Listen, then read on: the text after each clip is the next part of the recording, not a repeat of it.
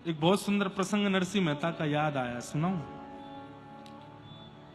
नरसिंह मेहता का नाम सुना है? नागर नंद जी ना लाल, नागर नंद जी ना लाल, रास रमनता मारी नथनी को बाड़ी, कान्हा जड़ी हो तो आल कान्हा। गुजराती भाव है, नरसिंह मेहता जी का पद है ये। नरसिंह मेहता गाते हैं, रास का पद गा रहे हैं। स्वयं महादेव लेकर के गए हैं नरसिंह मेहता को रास के अंदर। कैसे? नरसिंह मेहता जी का जब जन्म हुआ तो बोलते नहीं थे, बोलते नहीं थे।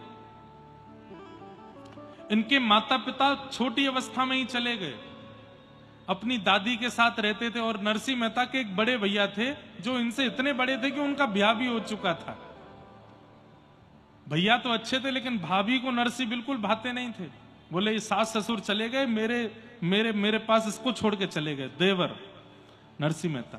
तो इनकी दादी जो थी, जूनागढ़ में जितने भी संत आते थे सबके पास नरसिंह मेहता को ले जाके प्रणाम करवाती और सबसे एक ही आशीर्वाद दिलवाती, ऐसा आशीर्वाद दो। ये बोलने लगे, क्यों? बोले मेरे प्राण चले जाएंगे तो कम से कम बोल करके अपना जीवन तो चला लेगा, इसकी भाभी तो इसका ध्यान रखेगी नहीं। कहते हैं सब संतों को प्रणाम करते करते करते करते एक दिन देखा कि जंगल में, जूनागढ़ में एक जटाजूट धारी, त्रिशूल धारी एक महात्मा बैठे। वो महात्मा नहीं थे, महादेव ही थे। और दादी लेके गई नरसिंह मेहता जी को, बेटा प्रणाम करो, प्रणाम कर, महाराज जी को प्रणाम कर। जैसी नरसिंह मेहता, अब इतने ट्रेंड हो चुके थे 5 वर्ष के नरसिंह मेहता, खूब लंबी दंडौत करते। और छोटा 5 वर्ष का बालक दंडौत करता है ना, अच्छे अच्छे महात्माओं का हृदय पिघल जाता है। अरे अरे बालक बस बस बस।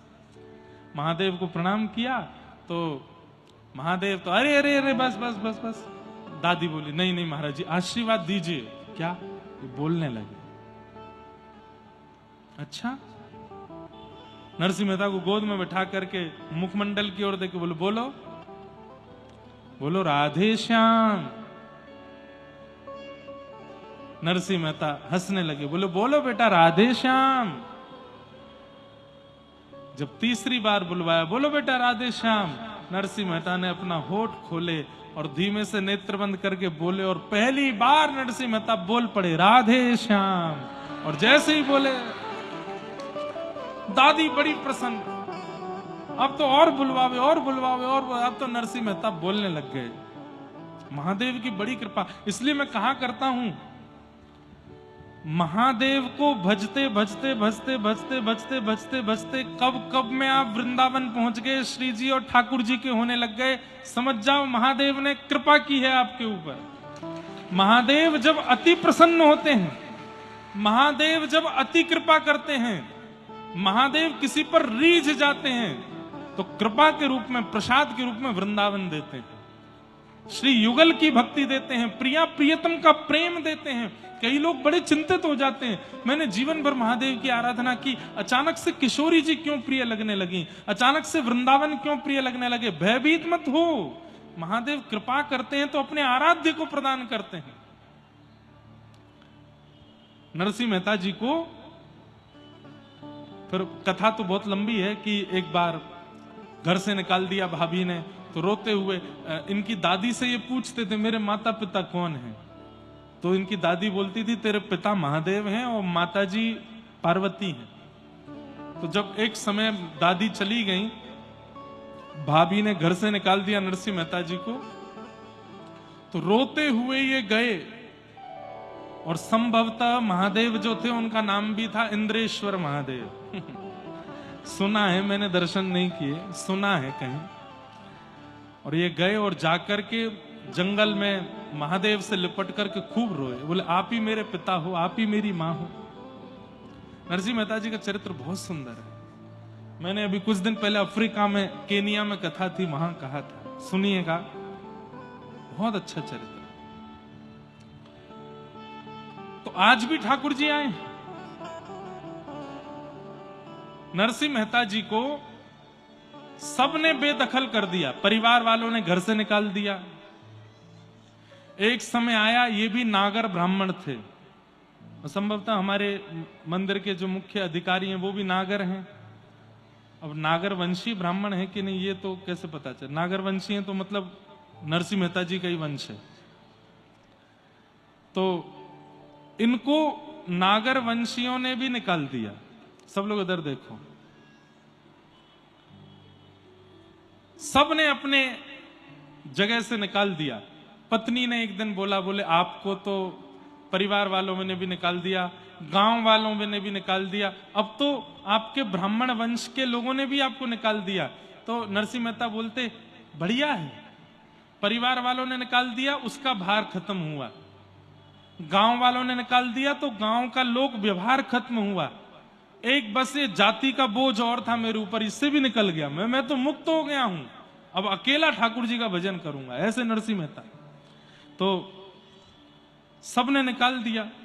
भगवान ने एक दिन द्वारिकाधीश ने अक्रूर जी को सेठ जी का रूप बना करके भेजा और कहा नरसिंह मेहता का बढ़िया भवन बनवा के आओ।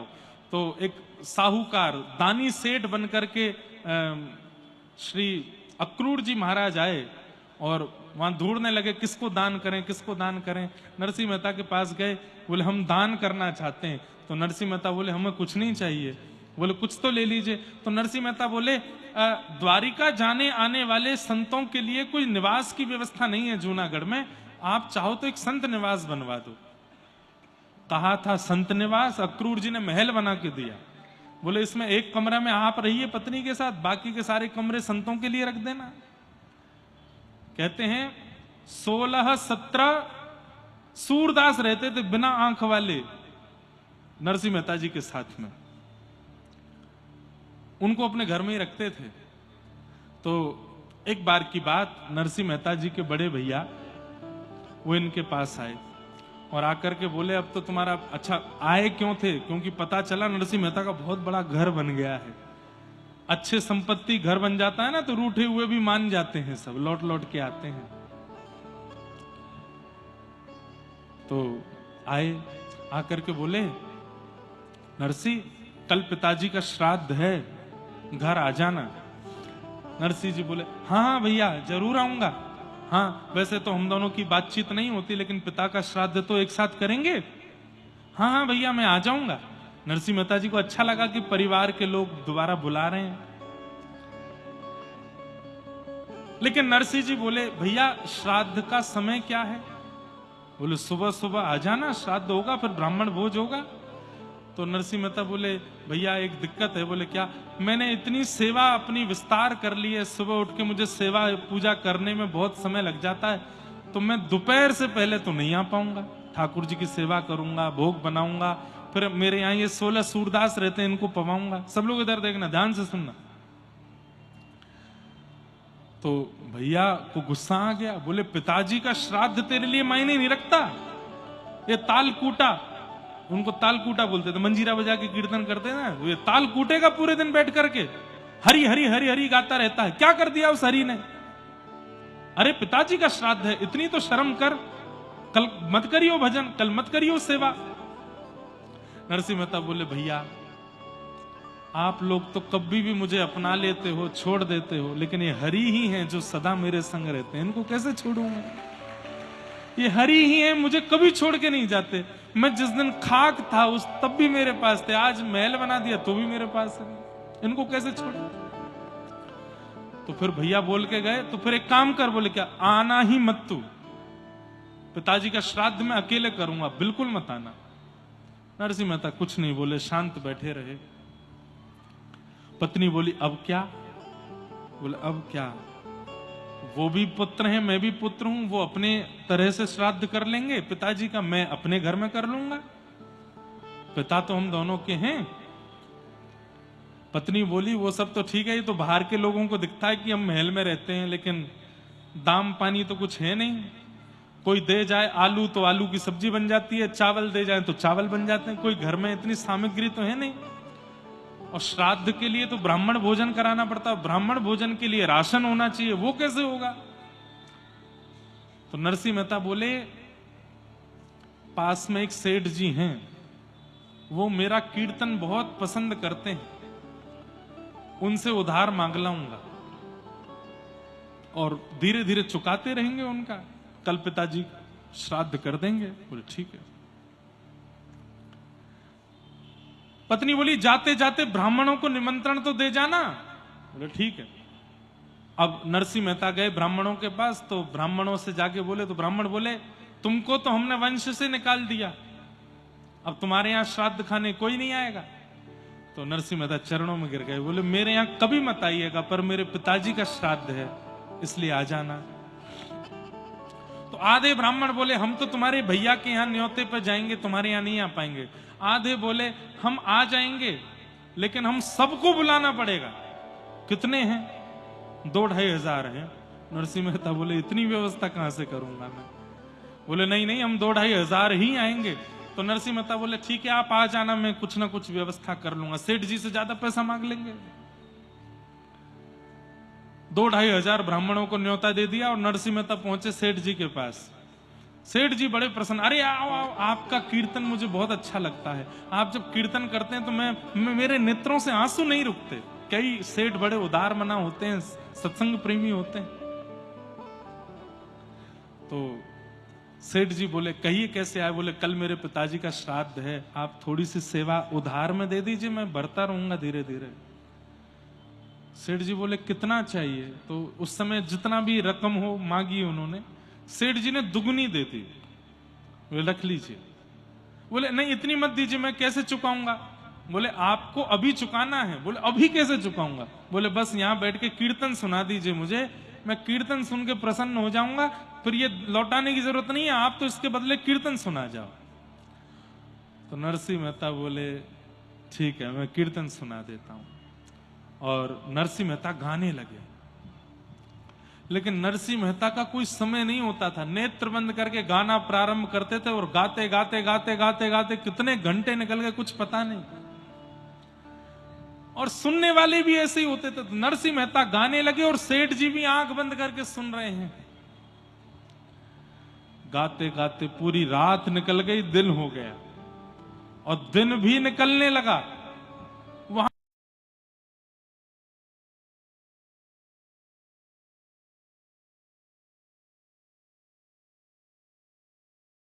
रुक्मणी जी थोड़ी देर द्वारिका संभालो, मैं अभी आता हूं। कहां गए? तुरंत महाराज ऊंची धोती पहन के स्वाफा बांध करके बिल्कुल नरसिंह मेहता जैसा स्वरूप धारण करके द्वारिकाधीश जूनागढ़ पहुंच गए।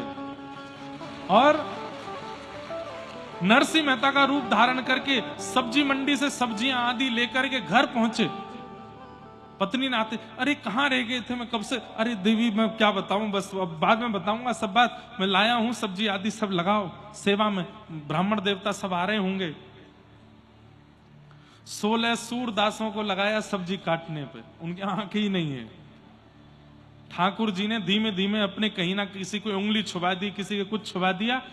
उनको वैसे दुनिया नहीं दिख रही है लेकिन सब्जी बढ़िया दिख रही है, सब काट रहे हैं, एक संग लग रहे हैं। और महाराज नरसिंह मेहता जी की पत्नी कह रही है आज इन लोगों को क्या हो गया, ये एक साथ सब सब्जियां काट रहे हैं, सब्जियां अमनियां कर रहे हैं। और वैसे काटना शब्द रसोई में प्रयोग नहीं करते ठाकुर जी के, में अमनिया, सब्जी अमनियां कर रहे हैं। और महाराज ठाकुर जी सिर पर बांध के स्वापी और कढ़ाई लेकर के छौंक लगा रहे हैं, हाथ में लेकर के बढ़िया चला रहे हैं। पत्नी से कह रहे हैं जल्दी जल्दी रोटी बनाओ और पूड़ी बनाओ। वो सेक सेक करके पूड़ियां दे रही है। ठाकुर जी एक तरफ सब्जी बना रहे हैं, दूसरी तरफ छन्नी से निकालते हैं, पूड़ियां निकाल निकाल के धरते हैं। बीच बीच में पसीना पहुंचते हैं। बोले आए तो नहीं ब्राह्मण? बोले आ रहे हैं। सौभाग्यशाली नरसिंह मेहता पिता के श्राद्ध में ठाकुर जी भोग बना रहे हैं, ठाकुर जी प्रसादी बना रहे हैं। और नरसिंह मेहता का मामूल वहां पे कीर्तन कर रहा है सेठ जी के यहां बैठ के। सेठ जी भी रो रहे हैं, नरसिंह मेहता भी रो रहे हैं। 12 घंटे से अधिक हो गए कीर्तन करते करते और ठाकुर जी यहां सेवा कर रहे हैं।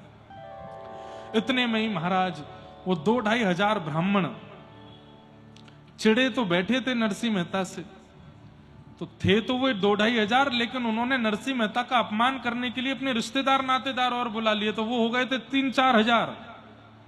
और सबरे आए, और आए इसी भाव से थे कि ये खिला नहीं पाएगा तो इसका अपमान करके जाएंगे हम। सब लोग आ गए। ठाकुर जी ने जैसे ही आते देखे पत्नी से, अरे जाओ जाओ जाओ, सबके चरण धो करके सबका स्वागत करना है। एक एक ब्राह्मण का चरण धो रहे हैं ठाकुर जी अपने हाथ से। और भाग्यशाली तो नरसिंह मेहता की पत्नी है, जो आज भगवान के वाम अंग में खड़ी है। और जैसे एक पत्नी पति के साथ सारे कार्यों में हाथ बटाती है, ऐसे पति के रूप में साक्षात ठाकुर जी के संग हाथ बटा रही है।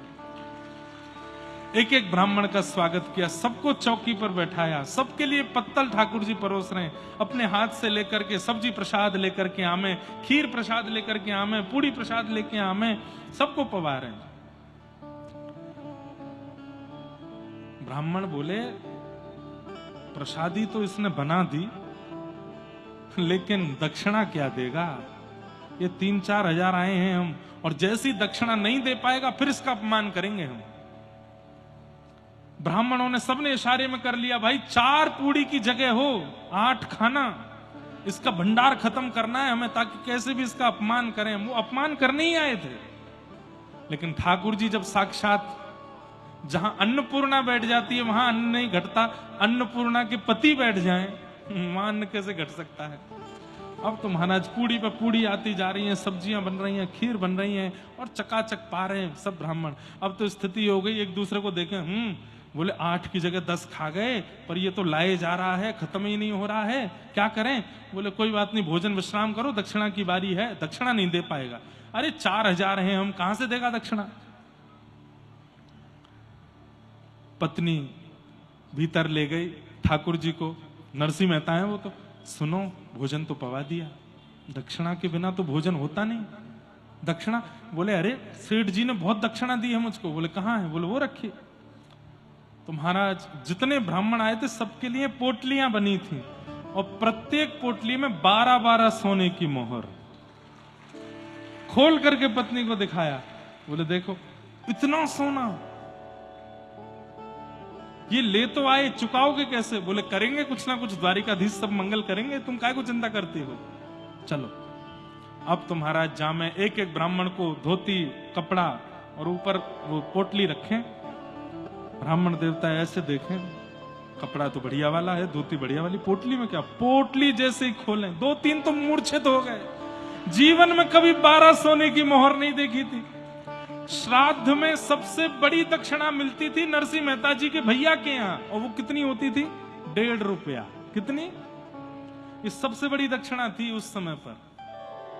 उसके लिए मारा मारी चलती थी कि नरसिंह मेहता जी के बड़े भैया जब श्राद्ध में बुलाएंगे तो हम खाने जाएंगे, क्यों? 1.5 रुपया मिलेगा।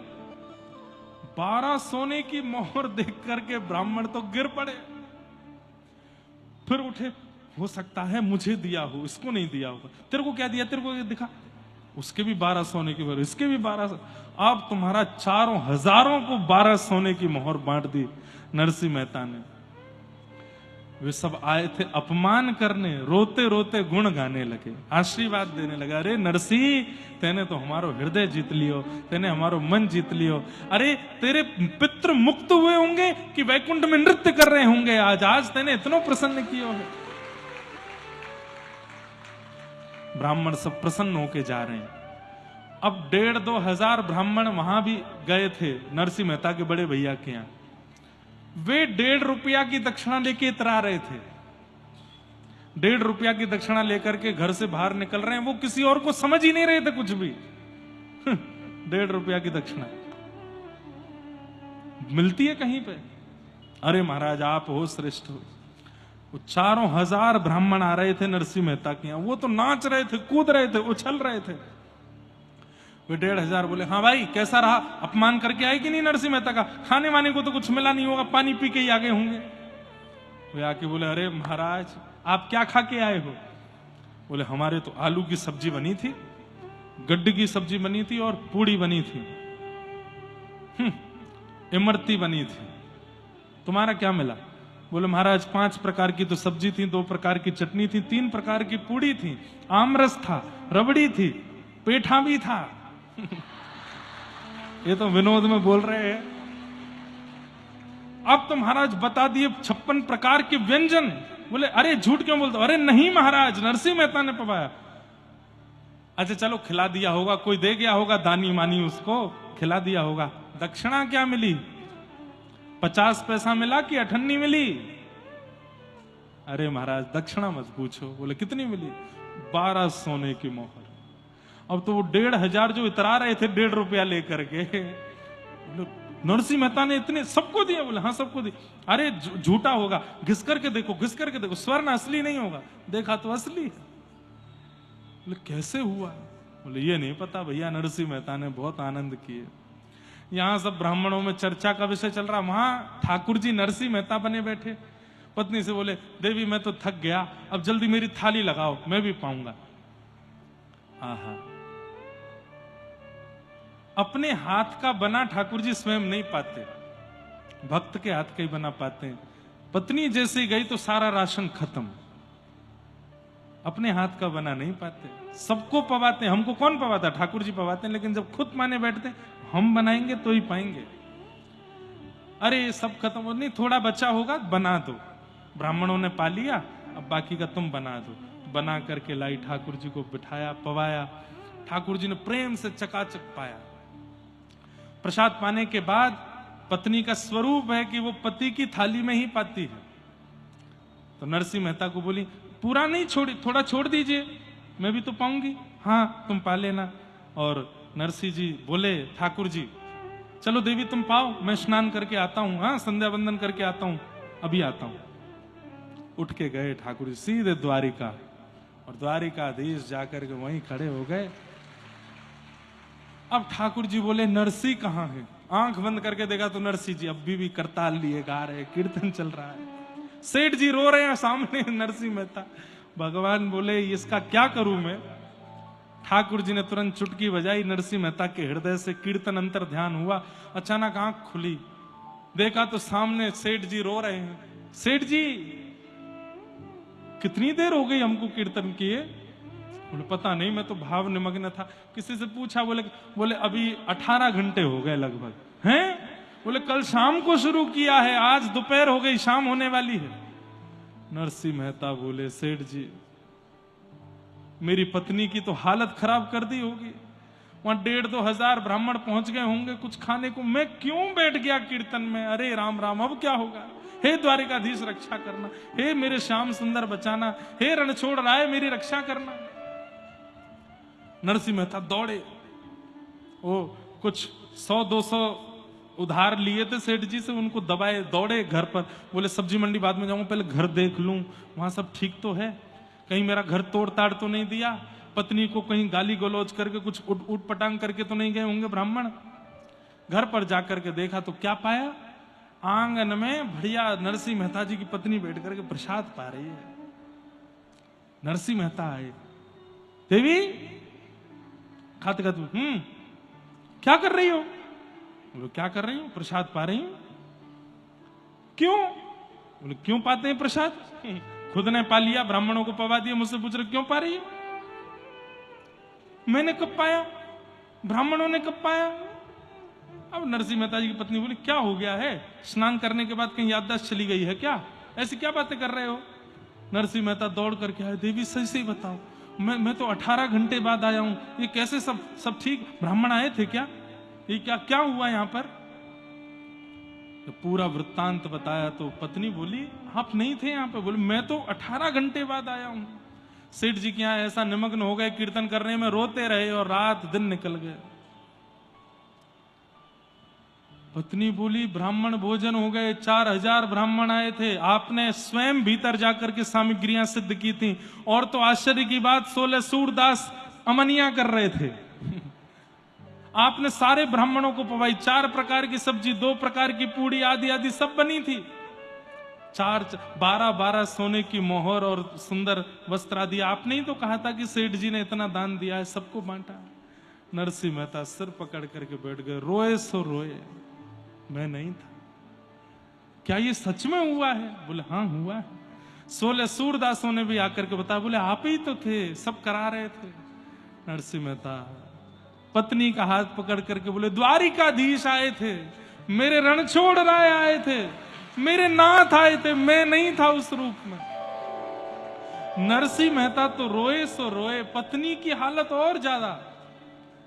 मेरा हाथ पकड़ करके एक गृहिणी के भाव से दक्षिणा दे रहे थे, मेरे 7 ब्राह्मणों के चरणों में प्रणाम कर रहे थे, मुझे क्या पता था कि वे परमात्मा है। नरसिंह मेहता बोले कहाँ बैठे थे? बोले यहीं बैठे थे। उस स्थान को प्रणाम करने लगे।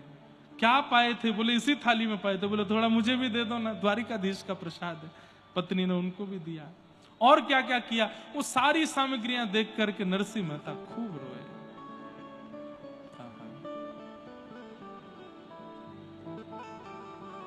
ऐसे द्वारिकाधीश।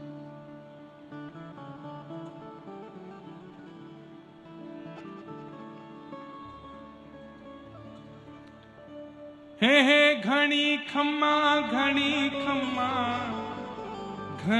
रे खम्मा मेरे द्वारिकाधीश ने घणी रे खम्मा हो घणी खम्मा